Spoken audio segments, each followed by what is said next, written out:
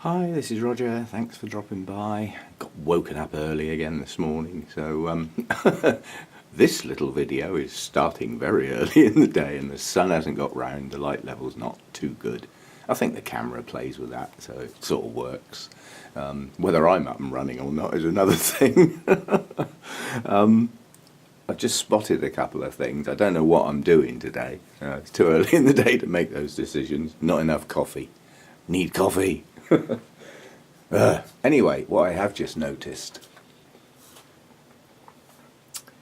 my little orangus is opening, and every time I point the camera or my eyes at this orchid, I just want to take it down. I just want to look at it because I like it. I just do. There's some orchids are just favourites, and I'd grow that one even if it didn't bloom, but it's deciding to bloom, and that's good stuff. Yeah, likes its mount, you know, it's chucked the roots all around it, so it's doing okay. These ones naturally have spotty leaves, not a big deal. They have a patterning on the top that I like. Yeah, so it's coming on, it's blooming, and this one is highly fragrant. Not yet, too early in the day, and it doesn't do the fragrance thing in the daytime. It's a night scented orchid like Orangus are. They're just designed for moths to pollinate them. That's what that big long spur is. That's where the nectar is, down the bottom. And unless you've got a really long thin tongue, you can't get at it. So it's evolved to attract a certain set of pollinators and exclude the others. That's why it puts its fragrance out at night, and it doesn't need bright colours. It tends to stay up the white end of the scale, shows up in the dark. It's all good stuff. Anyway, it's coming on, it's opening, and boy do these spikes take an age to develop. But the first spike that's opened is the weaker one. The next two coming out are much stronger looking, so coming on nicely. And it's the one without a tag, so from memory I think that's Decariana. I'll do a pop-up if that's not right. A couple of other things. I shall probably get the tripod out on that little Oncidium because it is so tiny, and you can appreciate the colour but not the delicacy. But what I have also just noticed is a little bonus in through the gap there. You can probably just see it. That Dendrobium spring green Apollon has just opened. It's not fully open yet, so I can't do what I want with it, but that's got a purpose. That was a Kiki present from Rachel. It's coming on nicely, and I certainly didn't expect the Kiki to bloom, and it's blooming out of season, but they do that sometimes. But I need to use that plant to hopefully positively identify that monster up the back there, because that's a no ID in my books, but I'm pretty damn sure that's what it is. So I can now have a really good look at those blooms when they're fully open. I can look at the leaf shape, the leaf colouring, the coloration on the canes. I can look at the bloom shape, the bloom size and the bloom colourings, because I know what that one is, and then I can compare it with the blooms from that one, from previous videos and stills that I've taken in the past, and I can get an ID for that one or not, but I can make the decision positively. I just wanted to I feel the need to say a word. We are getting really good information from our source. We all know who I'm talking about, and we are getting the information in what I now, reconsidering the way I've done it in the past, in probably the best way possible. The subject of nutrients, nutrition, nutritional imbalances and nutritional deficiencies, and they're not the same thing, is complex. And I've tried to do that in the past in one go. It's too much. It's too much information in one go, unless somebody is well down the line of knowing most of that anyway in the first place, if you see what I mean. Whereas if you're starting out, or the whole subject is relatively new to you, that's an information overload. So on reflection, what would be a better way to do it? And the answer is simple. in little bits. A little snippet of information at a time. Just take it in one bit at a time. But what I would recommend is you don't go acting on a little bit of information before you get the whole picture. That picture's coming together nicely now, really nicely, and I'm well pleased with the information I'm getting, you know, either reinforcing what I already knew or, you know, like that's backup. I like that sort of thing. But don't play until you know what you're doing, yeah? Playing around with nutritional imbalances and deficiencies and diagnosing problems is a skill set. It's not an overnight revelation. So take care. You start boosting a particular nutrient because you believe you have a problem. If your diagnosis is wrong and you start boosting one element, you affect the other elements. So make sure you know what you're doing. And when you do, you can act on it with confidence. But you start playing around without that knowledge, you know, you may do more harm than good, quite honestly. If you do everything in moderation, you know, little bits at a time, it's called damage limitation. You start overdosing stuff when you're not sure what you're up to, and you could be doing some harm. So take care. I think the expression is, let's be careful out there. Now, who knows what show that came from? That'll show how old you are. Anyway, I'm not sure what I'm up to today, but this dendrobium, this is Roy Tokunaga White Knight, is changing its colours. Now that was reasonably obvious from the name, yeah? These opened green, and they were quite a deep green. But with a name like White Knight, I was expecting it to change colour and fade to white, with just a tinge of green, which is what it's doing.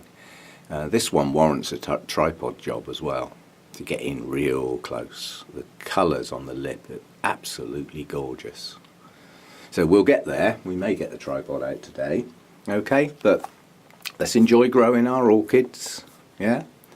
How I wish I could grow outside. I get incredibly jealous of seeing all these wonderful plants outside getting rained on, and you know, there's lots of people around showing some great stuff in that style of growing. I can't do it, you know. I just have to envy them, and you know, I do what I can in here. I have to live on the law of averages because I can't have lots of individual environments in one single place. So I would say the majority of plants are in their happy place. Some of them would like it different. Well, they can't have it. I just do the best I can. And yeah, well, that's all we can hope for, isn't it? We do the best we can with what we've got, our finances, you know, our environments and places we can have our orchids. We do what we can. And do you know the most important thing? Is to enjoy it. Because when it becomes work or a chore, for me it would just become pointless. So let's enjoy our plants and don't get too bogged down. It's a complex subject when you start getting into nutrition and, you know, the various elements that make up a decent feed and all that sort of stuff. So don't get too bogged down with it all. Just enjoy your orchids. And if you want to change a few things, just make sure you know what you're doing. The information is coming at us. Yeah, I don't believe it's coming at us in any shape or form that should be any form of overload, because it's coming at us in nice little bits. I wish I'd done it that way. Anyway, as I say, not sure what I'm up to today, but I've got some tasks that I can't get on with in here because I am mossless. Oh, what a sorry state to get in. Bad planning on my part, but I've run out of moss. And there is some work to do in here that needs some new moss. Yeah. I've thought about using live sphagnum moss for my mounts, but the one thing I do know about that stuff is it does not like nutrients. So what would I be doing to my mounts if I used live moss?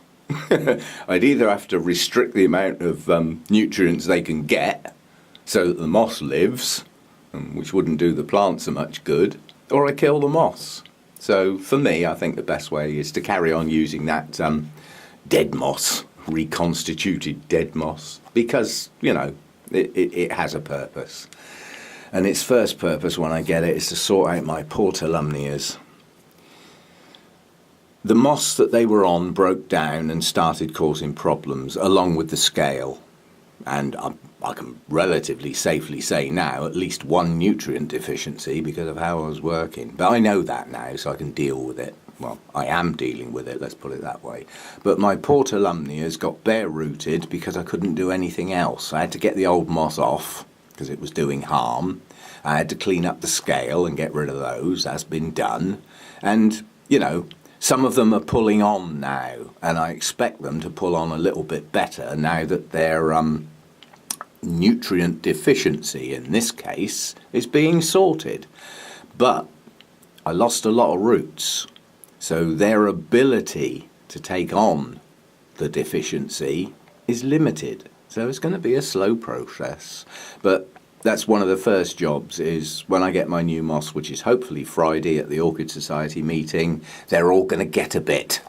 They're all going to get some plonked on the top of their roots, yeah, so that when they attach to the mounts and become better established, the moss is less important. And because it's sitting on top of the roots, if I choose to do so, I can either take it off or replace it without doing a major disturbance to the plants. Once you get a plant established on a mount, quite honestly, that's where it lives. Messing about with it after that can cause a lot of tearing and damage. You know, get them going on their mounts and they'll be happy. It's how they grow, you know. Ever seen a wild orchid like that? Because I haven't.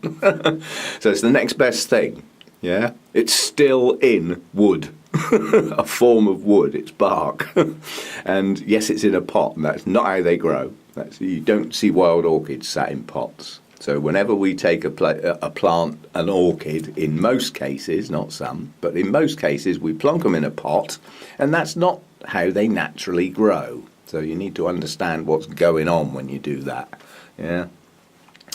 Okay, that's just a start. I may add some bits to this video.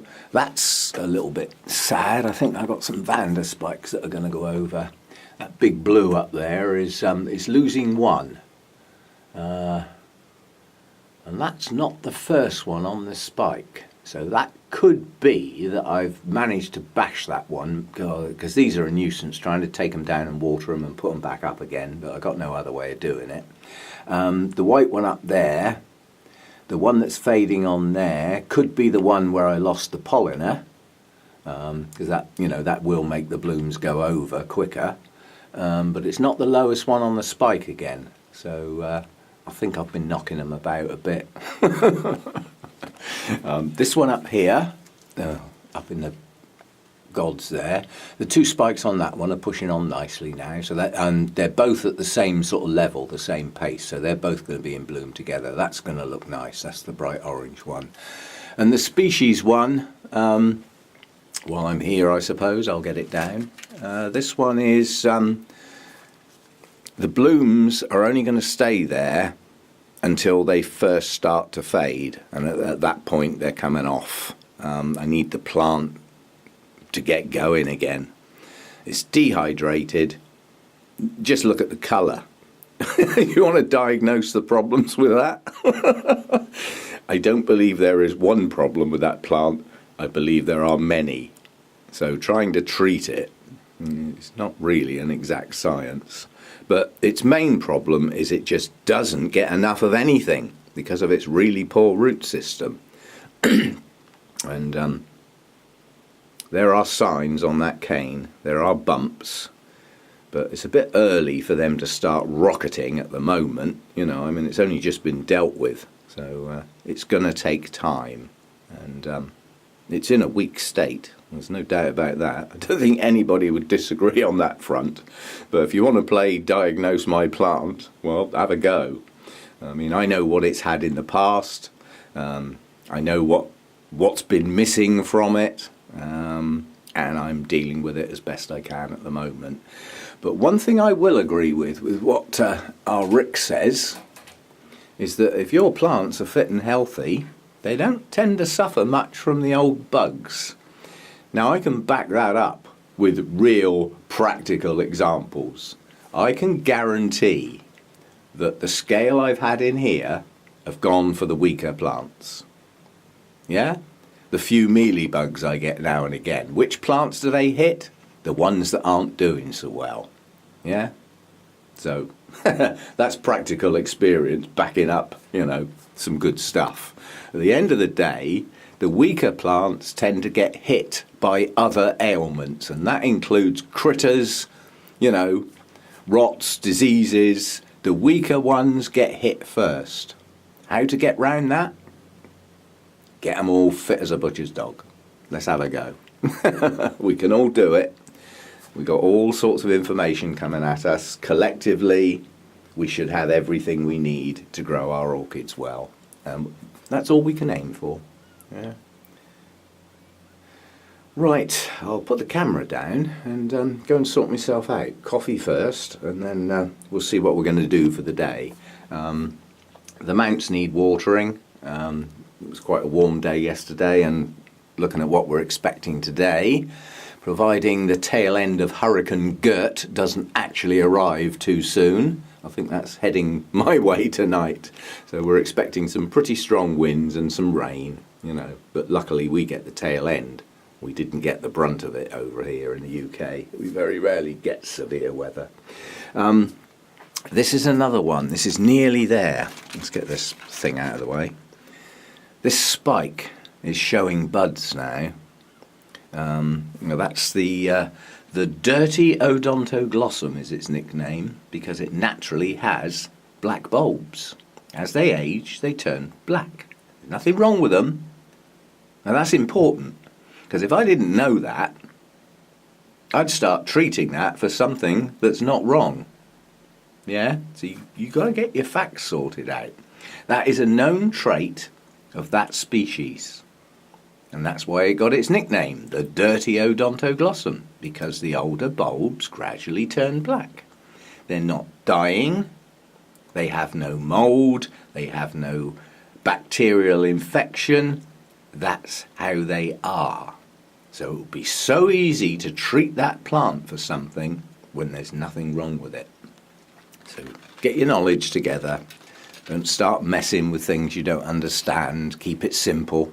Don't go mad. And, that's nice as well. My little pinguicula. That was a tiny little plant when I got it from Oliver. It's actually growing. I think that's nearly twice as big as when I got that. It's coming on nicely. Yeah. They're easy to grow. And we get fungus gnats whether we like it or not. They don't really do much harm to orchids, quite honestly. I mean, their larvae live in media, but they don't, they tend to eat the breaking down elements. They live on that sort of thing. They're not really living on your plant, but boy do they get in your face. Annoying little buggers. But you dot a few of these around, if you've got an environment that you can grow them. Look at them, they're covered in the little things. So the fungus gnats have gone down to next to nothing since I got these little plants in. There's another little one up there, and there's the bigger one here. They do have pretty blooms on, but they're easy to grow, and they do their stuff. Yeah? If you've got these covered in these little fungus gnats, then they're doing a job, and that's why they're here. That's why I like them, apart from the pretty blooms, of course. They do a job. They're ever so easy to keep, but the Mexican ones, the sort of tropical ones, in my environment, that's all I can grow. I couldn't possibly grow our native species or some of the sort of European species. It's too flipping hot in here for them. Probably too moist as well. But the Mexican ones do well. So, yeah, I will be getting more, because all three of these are the same type. Yeah, so I will be getting more. But they're quite difficult to get hold of. I mean, there's a place in the EU, I think it's Czechoslovakia, that has a really good selection. But they tend to sell small plants, and they send them to you in a test tube, so that they're sort of sealed in. So I don't know how good they would be when they arrive if I bought some from there. I'd rather buy some that I can see. you know, that are already in their pot, so I don't have to worry about potting them. And for me, that might be worth paying a bit more. But at the moment, the only place in the UK I can find that sells them as mature plants already potted, they're out of stock virtually across the board. So they've either sold all the ones they've got or all the ones that they've propagated, or they're just going to not sell them anymore. I don't know what they're going to do. Maybe they'll get some from somewhere else and grow them on. But they're not far from where I live. If they had them in stock, I'd visit and go and get some so that I could see the plants and then just bring them home in a safe environment rather than letting Postman Pat get anywhere near them, you know. So anyway, I'll leave it at that for now, and that might be it. I might not add anything else to this one. We'll see how we go. You know me, I usually forget something and come back again. Or do a separate one. I'll see how I go, anyway. Next job is, without a doubt, under no stretch of the imagination, debatable. It's called coffee. So let's go and get some. Enjoy your orchids.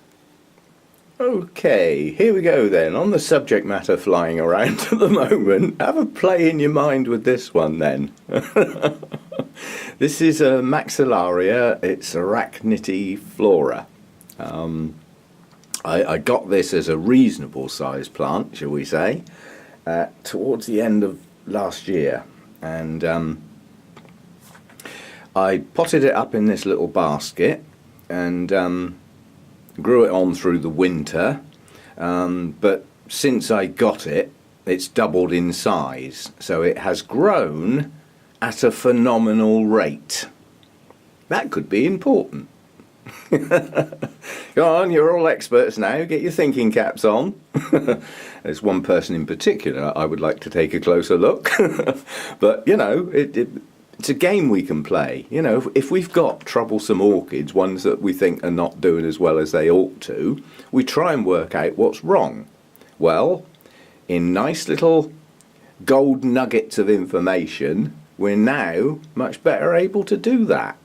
I mean, I've I've got a slight advantage to you lot looking at this plant because it's mine and I grew it and I know what's happened in the past compared with what should have been happening in the past. So, you know, I'm on the road to dealing with this, but just play with it in your mind. Have a think. If that was yours, if you just bought this plant, let's start from square one. Yeah, so it's got no history. You don't know how it was looked after. You don't know what it was fed on, if at all. And it's just arrived, and you've opened it out of the box, and you're sat there looking at it, thinking, "That plant's not happy. What can I do?" So have a play. Right. First thing is the media okay? Well, it went in Orchiata bark, and it's been in that bark less than a year. But first thing is, what's it growing in? Well, it's growing in a basket. The mesh in there was to stop the bark falling out, because this has got fine roots. Yeah, so it didn't need to go in the biggest, chunkiest bark. I decided, rightly or wrongly, to put it in small bark, and it would have all fallen out the slats, especially out the bottom. So I put a mesh in there to hold the media in place. So the media could be a bit old, but it didn't ought to be. But then let's have a think about what the plant did. It's doubled in size. Well, if the top of the plant's doubled in size, what do we think might have happened at the bottom of the plant? Answers on the postcard, yeah? So what could be going on in the pot? Yeah? Let's have a look at the leaves then. There's a lot of them, it's a big beastie.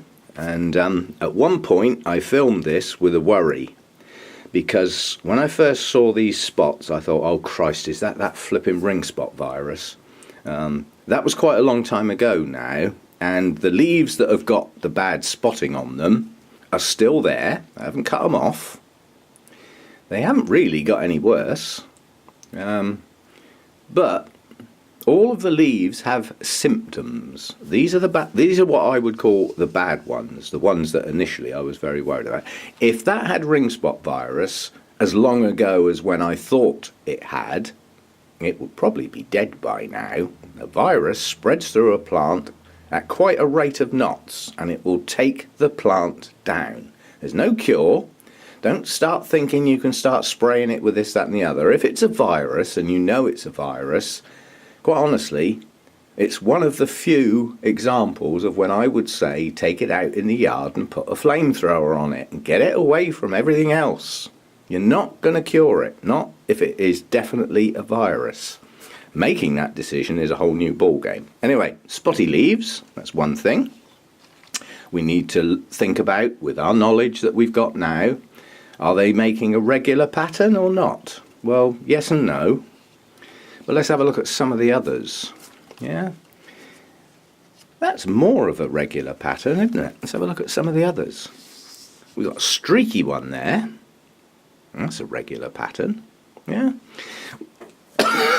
Excuse me. We've got some that are just generally pale, but there's still streaky bits showing there. We've got some that aren't too bad.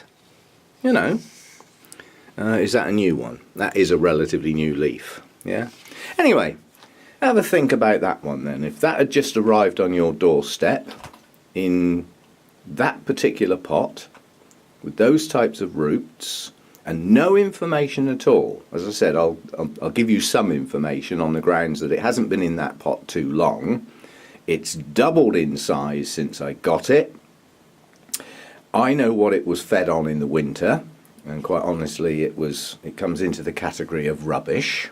Quite honestly. But since early in the spring, you know what I've said about what I've been doing with my feed. Low levels of feed, yeah, in a water with a pH of around 6.2 to 6.5 depending on the leather of the feed. So that's what it's been getting this year.